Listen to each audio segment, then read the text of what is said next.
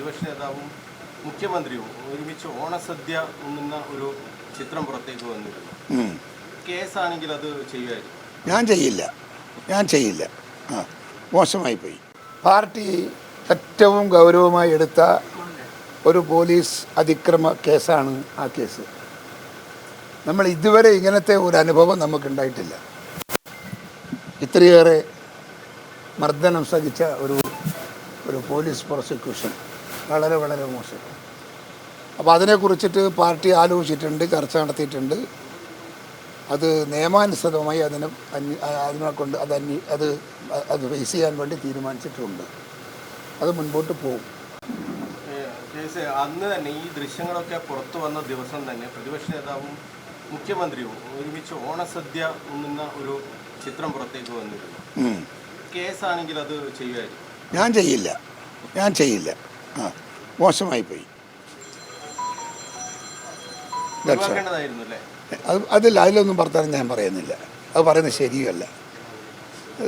അല്ല, അതില് ഈ ഇതൊക്കെ കണ്ടു, കേസായിരുന്നുവെങ്കിൽ ഇങ്ങനെ ചെയ്യില്ലായിരുന്നു, അത് മോശമായി പോയി എന്നൊക്കെ നിങ്ങളുടെ പ്രവർത്തകർ തന്നെ ആ രീതിയിലുള്ള ഒരു വികാരം പങ്കുവെക്കുന്നത് കണ്ടു.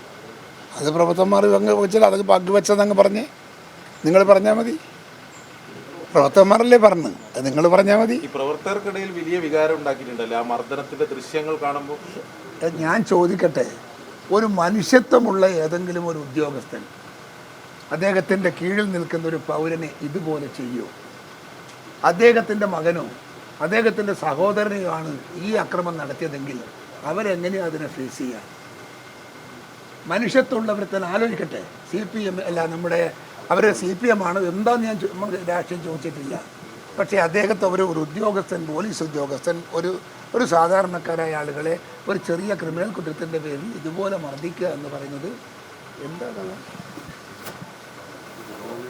ക്രിമിനൽ കുറ്റവും ഇല്ല. ക്രിമിനൽ കുറ്റം നമ്മളെ ഭാഗത്തുനിന്ന് എന്താ ക്രിമിനൽ കുറ്റം? ഒന്നുമില്ല. ഓൻ്റെ പേരിൽ കേസില്ല. പിന്നെ എന്തിനാ ഓനെ മർദ്ദിച്ചത്? ആ സമയത്ത് ഉയർത്തുന്നതിൽ ഏതെങ്കിലും തരത്തിൽ പരാജയം സംഭവിച്ചു? ഈ 2 വർഷം മുമ്പാണല്ലോ സംഭവം നടന്നത്. അപ്പോൾ തന്നെ ആ വിഷയം ഉയർത്തുന്നതിൽ ഏതെങ്കിലും തരത്തിൽ വീഴ്ച വന്നിട്ടുണ്ട്. ഇല്ലെങ്കിൽ അത് കുറച്ചും കൂടെ നേരത്തെ ആ വിഷയം ടേക്കപ്പ് ചെയ്യേണ്ടതായിരുന്നു. പക്ഷേ ആ ടേക്കപ്പ് ചെയ്യാൻ പറ്റിയിട്ടില്ല. മറ്റൊന്ന്, ഈ KPCC ഒരു സമൂഹ മാധ്യമ പേജിൽ വന്ന ഒരു BD ബീഹാർ പരാമർശം വലിയ രീതിയിൽ ഇവിടെ BD ബീഹാർ എന്നൊരു പരാമർശം GST-യുമായി ബന്ധപ്പെട്ട് അത് ഇപ്പോൾ BJP വലിയ രീതിയിൽ ഒരു ആയുധമാക്കി മാറ്റുകയാണ്. അതൊരു എന്താ പറയുക, അതിനെക്കുറിച്ചിട്ട് അല്ല, വിഷയം പഠിച്ചിട്ടില്ല. ഒഴിവാക്കേണ്ടതായിരുന്നു. KPCC പ്രസിഡന്റ് അത് ഒഴിവാക്കിയിട്ടുണ്ട്. അത് ഒഴിവാക്കേണ്ടതായിരുന്നു. അത് പാർട്ടി ചെയ്തിട്ടുണ്ട്. ഈ യൂത്ത് കോൺഗ്രസിന്റെ അധ്യക്ഷൻ